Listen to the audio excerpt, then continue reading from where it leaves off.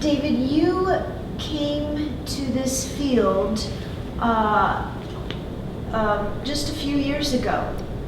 Can you talk about how you first learned about this field of cold fusion, and how did you enter into it? Sure. Well, I'm a retired patent attorney, and I'm not inactive. In fact, I'm still very active with one or two clients, and I have my patent project that I can tell you about later. But I had made a decision to meet Saturday mornings with this group of friends from the Electric Vehicle Club, originally so I would get up on Saturday morning. And so we met and for several weeks and months at 9 o'clock in the morning. And one of the gentlemen in the group, one of the men, Doug, started talking about Wiedemann Larsen. And he is a big Wiedemann Larsen fan. And he told me that cold fusion was a living issue and that it was going to come back. And I drove home puzzling about it, and I think that's where my curiosity started. So we moved on and had regular meetings continuously every week, and regular reports from Doug on what the latest that Wiedemann Larsen was doing.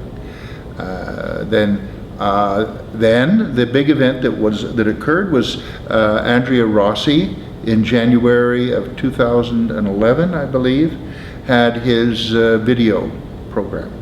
And when we watched that, we were all agog, because nickel and hydrogen are easily obtainable. And we went out and bought copper pipe and started the process to build a unit. It didn't get done, but that's how the story started. And how did you come to start discussing the issue of patents with the cold fusion community? How did that begin, that relationship? I should say that I learned more about cold fusion by going down to Boston with two friends, Doug and one other gentleman, and we met with Mitchell Schwartz, who put on a 2-day seminar. So I started to learn more about cold fusion, but during the seminar on the second day, Mitchell wanted us to describe what we were doing in Ottawa, and I brought some of the copper plumbing. But he also knew that I knew about patents and that I had looked at the Rossi patent application, and he wanted me to talk about it. And I asked him, well, you've got a PowerPoint projector here and a computer. I said, are you on the internet? He said, yes. Well, I'd been doing workshops on understanding patents, and so I just did one of my workshops in which I used the Rossi patent, which I found within 3 minutes or 4 minutes on the internet, and I pointed out to people how the patent was laid out and what was good about it and what was not good about it. And I guess that laid the seed in my mind that maybe this community needs coaching in respect to patents. The cold fusion scientists have, for many years, felt denied by the U.S. Patent Office. Are you aware of this issue? I am aware. In fact, for ICCF18, I prepared a paper entitled Patenting Cold Fusion at the U.S. Patent Office. I do not know the full story. I know there are a lot of rumors, and I can tell you this much. The U.S. Patent Office in the 1990s did issue a few patents for cold fusion, but they also developed an in-house policy that examiners should treat cold fusion applications differently from regular applications. Now, they didn't put the cold fusion application totally in the category of it's impossible. There are certain inventions that the U.S. examiner at the Patent Office is entitled to request that the applicant file evidence that it works.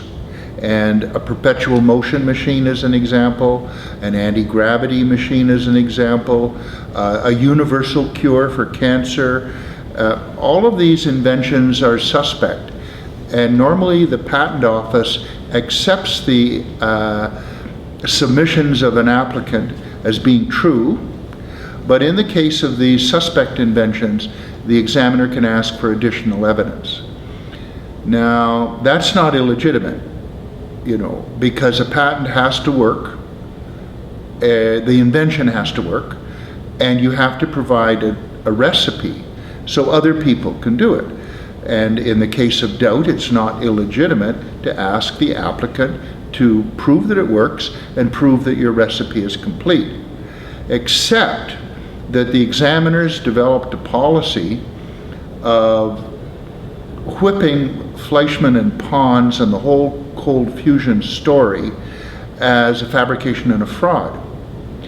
And many applicants got entangled with long diatribes by the examiner that this was a fraudulent field.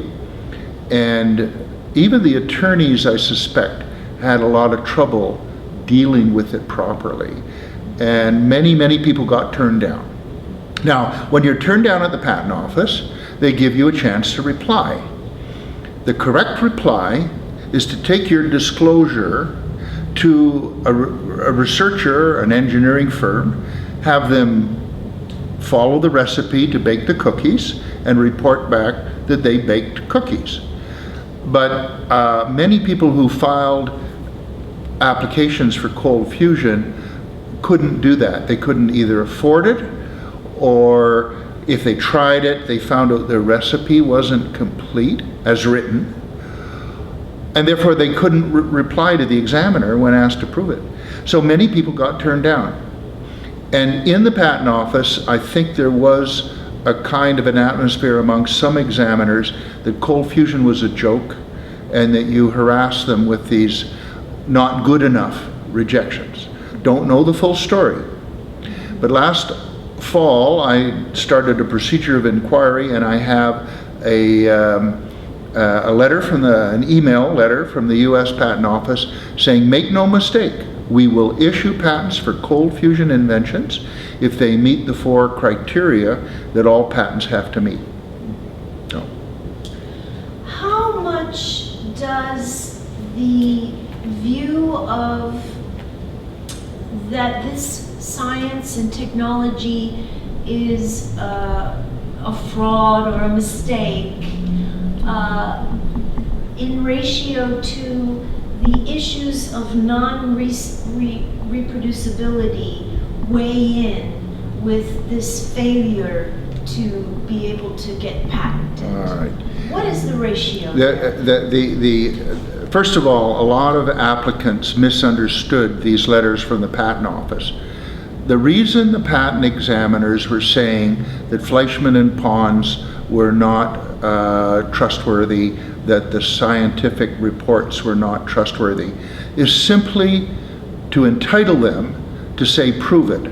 Normally, examiners do not demand proof from applicants. So the correct response of an applicant would be to ignore everything bad said about the field and simply say, I have a method of producing excess heat, I have a description of how to do it, and here's an affidavit from a competent university professor saying that he followed my recipe and he got what I promised in terms of results. So even if there's fraud, like there's so many fraudulent perpetual motion machines.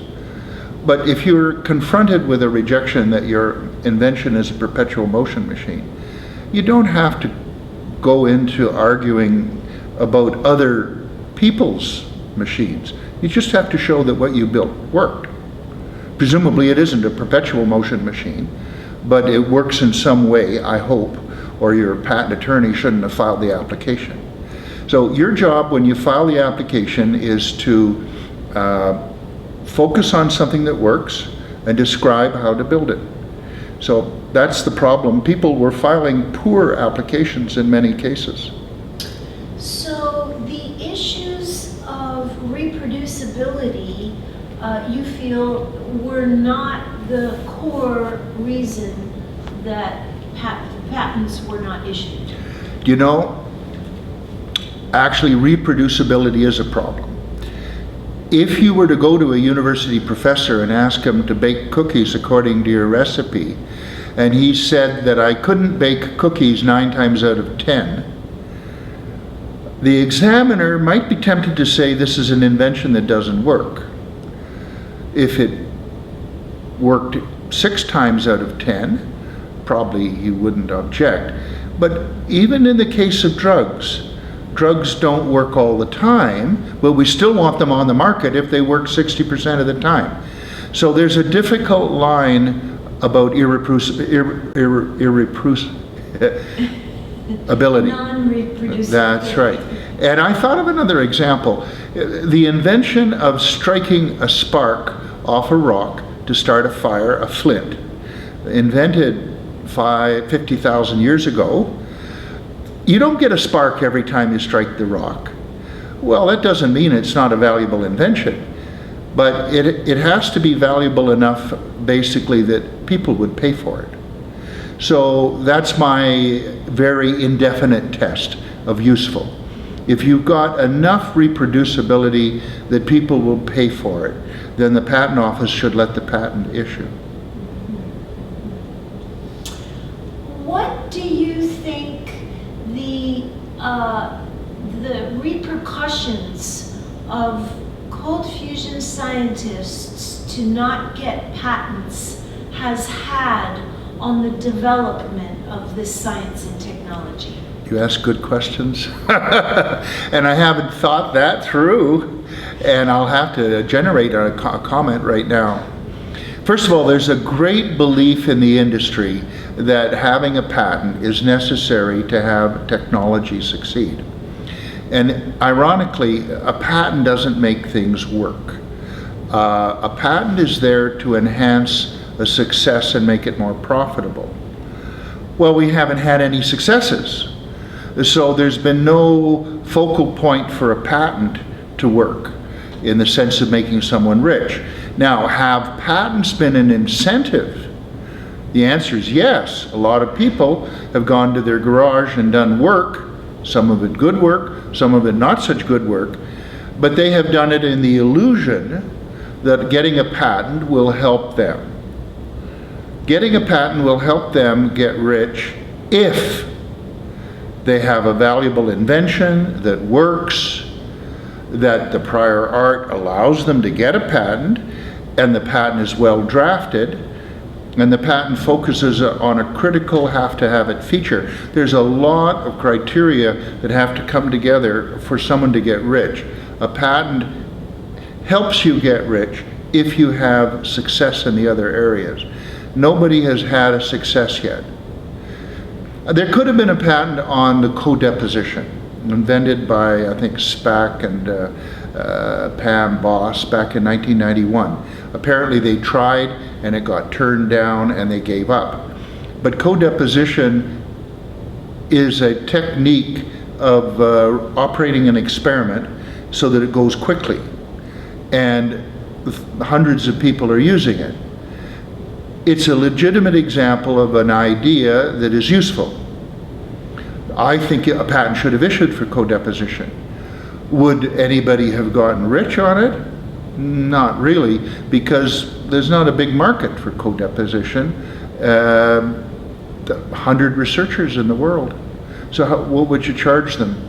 You know, even if you charge them $1,000 each, it's $100,000 for a license. But co-deposition is an example of an invention that could have perhaps made money if there were a patent associated with it.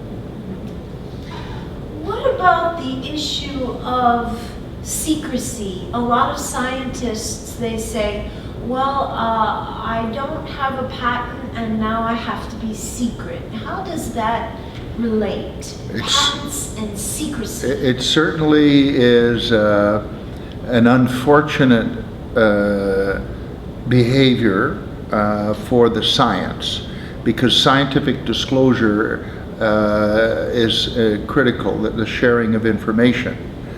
The patent is relevant to starting a new business. Investors don't want to invest if they think that after they've spent a lot of money on startup, someone will come in and reap the profits. So the purpose of the patent is to suspend competition for 20 years And this is an incentive for investors. Now, I suppose if the investor wants to pay for scientific research, the patent is going to help the money for the research. But the research works much, much better if there's disclosure. Now, the alternative of trade secrecy, by the way, all patent applications are open for public viewing after 18 months. So although you're hoping to get a patent, the secrecy is over. If you file a patent, you can't keep secret what you filed for more than 18 months. So filing a patent means disclosing what you've done. Now, the alternative of secrecy can give you a head start in the marketplace, but you don't have a guarantee of 20 years of protection. People can look at what you are selling and they can take it apart. And if you don't have a patent, they can copy it. The basic rule is everyone's entitled to copy in the absence of a patent. So a trade secret can give you a head start, but not a 20-year protection. Because as soon as you go on the market, your secret's going to be discovered. That's my opinion. Everyone talks about the Coca-Cola formula secret. Yes, the true formula is a secret, but there's dozens and dozens of cola drinks on the market. And personally, I can't tell the difference. So it's as much sizzle as it is reality.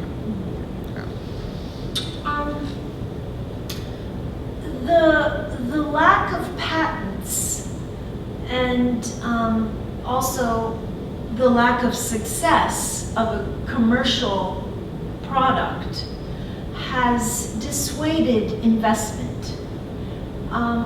What would it take, as far as investment goes, to get that investment going? What do we need? What do cold fusion scientists need to do to get investments in lieu of not having a patent? All right. First of all, the patent will not make an invention succeed. I mean, it's a fallacy, but when you think it through, if you saw a book in a bookstore advertised as copyrighted, would that make you want to buy the book? Of course not. So why would having a patent on a silly idea make you want to buy the silly idea? So you've got to start with the invention. The invention has to be something that people want to pay for. It has to deliver value. Cold fusion right now is working down at the 1 watt, 10 watt level. There are examples which apparently are going to break through into the payoff. 1,500 watts, 5,000 watts. Brillouin company in California is working on a 5 kilowatt heat source. We know about Andrea Rossi having a generator that apparently can turn cherry red. Very, very valuable to have high temperature. And Defcalion Corporation is working on a 5 kilowatt unit.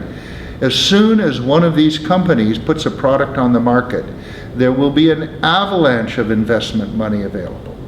But so far, I think investors have been captured by the naysayers who condemned the field 22 years ago. So we need a success, a demonstration that it works, and then all H will break loose, I hope.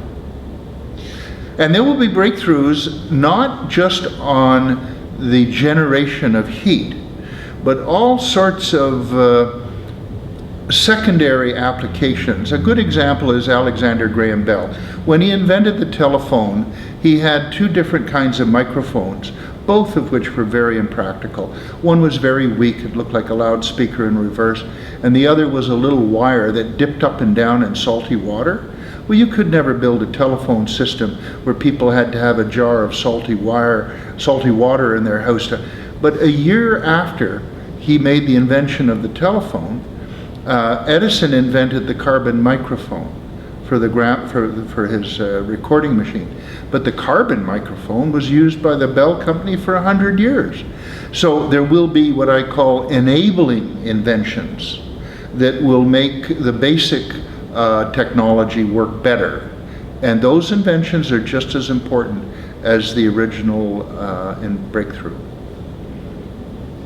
Have you ever seen a good cold fusion patent?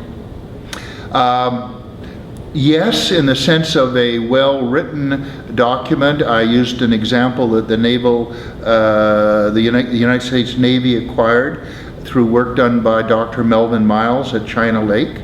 And there's a claim at the end of the patent to use a disc of palladium with boron as an electrode to generate heat.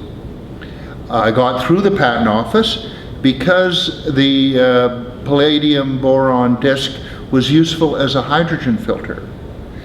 And this rule about prove it works is all about whether you have a useful idea. Well, the material that he invented was useful as a filter. So once you prove one useful idea, the examiner won't harass you if you speculate that it could be useful for other applications. So there's a claim, number 14 in that patent, to generating heat using that specific metal. But it's not an invention which produces a lot of heat.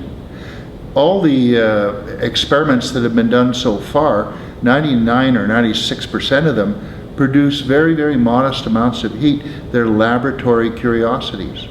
And unfortunately, I don't think that the palladium boron patent covers something which is a breakthrough in the field. You see, you get a patent for something that's new. The examiner doesn't evaluate whether it's good.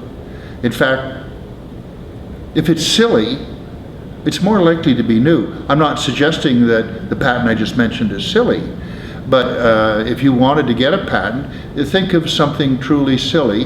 The examiner will say, I can't find this anywhere, and he'll issue a patent. Whereas I've had it happen many times. I order a search or I do a search and I report back to the client, I have some good news and bad news. Good news is you must have had a good idea. The bad news is other people have thought of it. So your idea isn't new, you can't get a patent. But the good news is you must have had a good idea because other people have thought of it as well. So there's frustrations in this field. You have to get the right combination. What effect does this open source science, such as the Martin Fleischmann Memorial Project, have on the ability to get patents? I'm going to comment on it without answering I will answer your question. I will comment on the Martin Fleischmann Memorial Project. Those are wonderful people. I've met them here at ICCF18. I love what they're doing. I love their enthusiasm, and I like the whole idea of crowd support. They've got 4 people running projects right now, and there's 2 more candidates. The beauty of what's going on is twofold. Rossi may not have originated the idea of nickel hydrogen, but he's popularized it. So they're doing a nickel hydrogen experiment.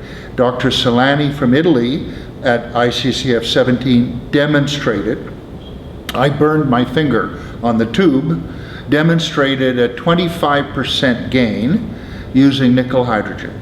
So we have an easily accessible technology, and they are beavering away trying to duplicate what Dr. Solani did and then do something better. So I love their efforts.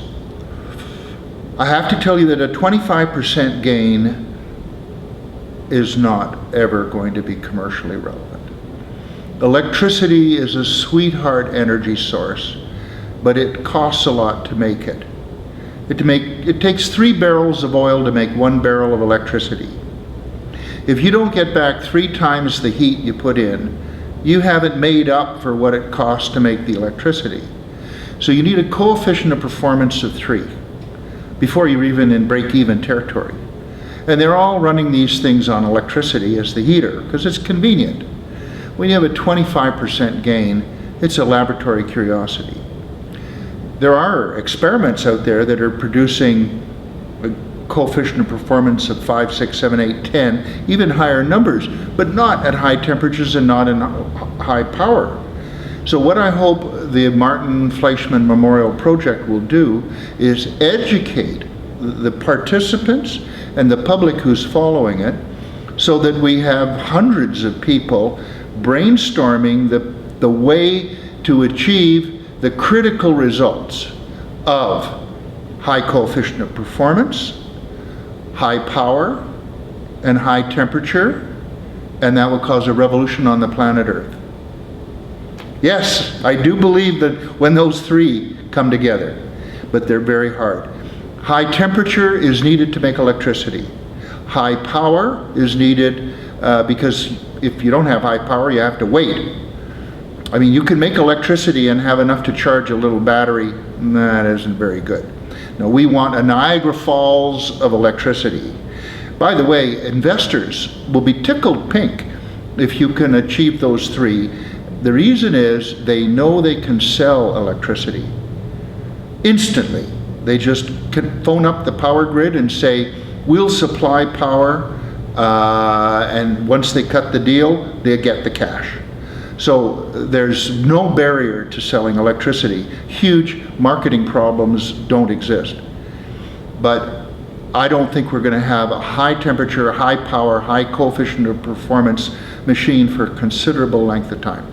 Now what we might have is 100-degree water. 100-degree water. Let's hope the Martin Fleischmann Memorial Project people can get up into that class. And 100-degree water, we want it in large quantities, so we want power.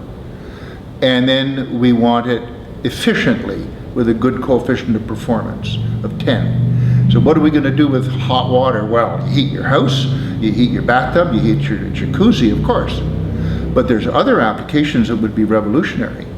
You can run air conditioning on hot water.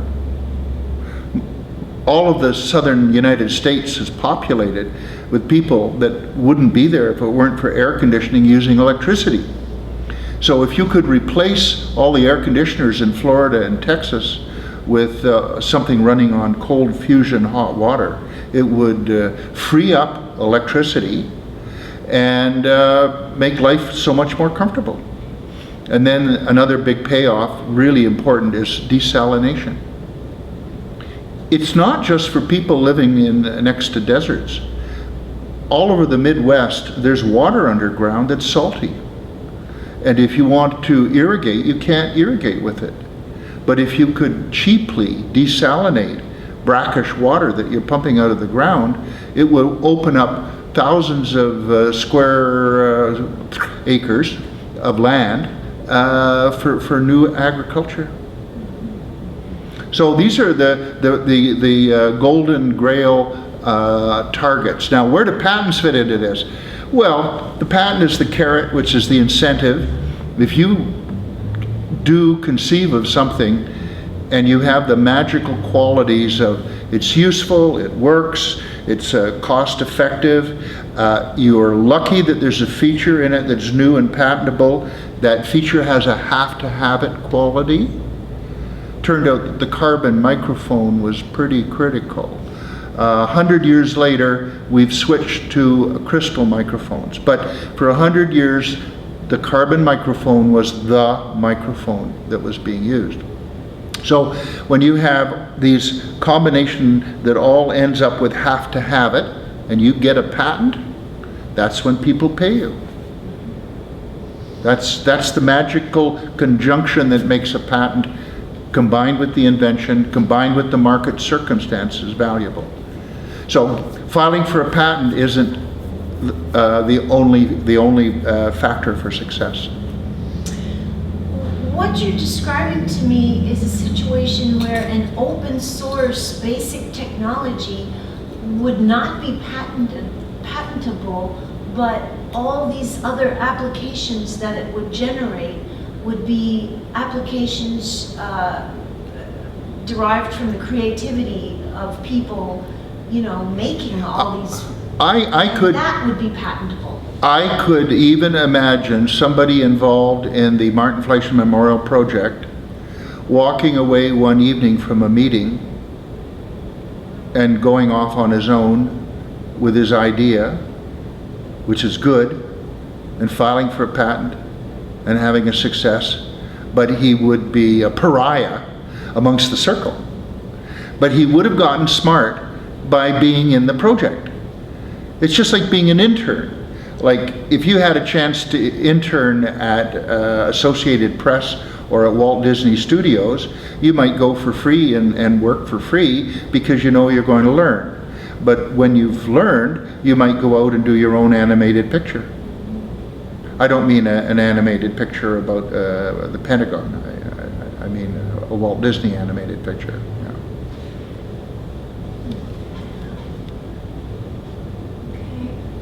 We're doing okay? I think that Great. was, I think we have that was good really stuff, good. is it? Yeah.